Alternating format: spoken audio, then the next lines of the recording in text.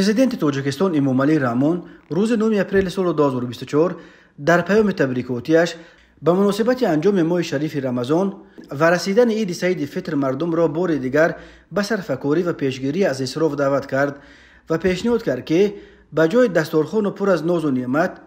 مردم باید دسترخوان معنوی یعنی خانه از اعمال خیر تهیه کنند و بیشتر در فکر مایه و ساختن شرایط بیشتر برای تعلیم و تربیت فرزندان باشند. امامعلی رحمون در این مورد از جمله گفت هر یک عائله و تمام ساکنان مملکت را ضرور است که در برگزاری مراسم معرکه و از جمله در روزهای عید به زیادروی و اسرافکاری و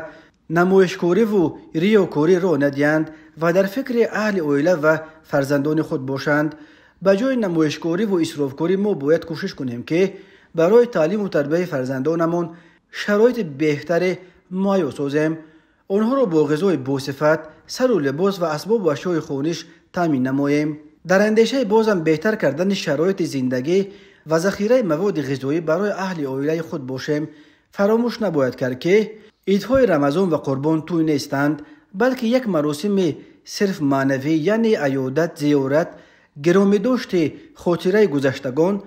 در حق آنها دعا کردن و به جا آوردن شکرانه آرامی و آسایشی و صلح و ثبات کشورمان می باشد. پدر و مادران به جای آراستن دسترخوان اسرافکارانه یعنی به جای خرچ و اسراف نمایشکارانه یک روزه باید در فکر آن باشند که هر روز برای اهل عائله و فرزندانشان فضای عیدانه مهیا سازند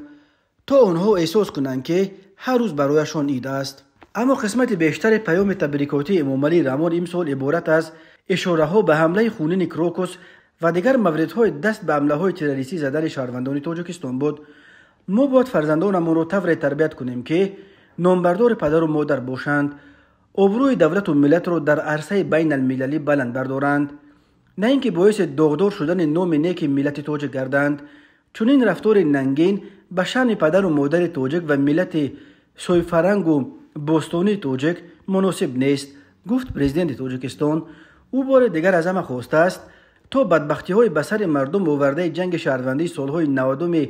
عصر گذشته را فراموش نکنند و نسبت به این مسئله ها بی‌طرفی و درویگی نکنند. ما دیده ایستاده ایم که وضعیت جهان معاصر چقدر حساس گردیده، روند از نفت تقسیم کنی دنیا، یرق‌ناک‌شوی بوشتاب و مرحله نو جنگ سرد روز به روز شدت گرفته ایستاده است و کسی پیشگویی کرده نمیتواند که فردا چه می شود. در چنین شرایط نهایت مرکب و خطرزا ما نگذاریم که شهروندان و فرزندانمان بازیچه دست گروه قوه‌های منفی جو گردند، تاکید کرد امامعلی رحمون. عید سعید فطر در تاجیکستان روز 2 اپریل تجلیل می شود. عید فطر و عید قربان دو عید اساسی مسلمانان در تاجیکستان همچون عید رسمی اعتراف گردیده، روزهای تجلیل این دو عید در کشور روزهای استراحت اعلام شدند.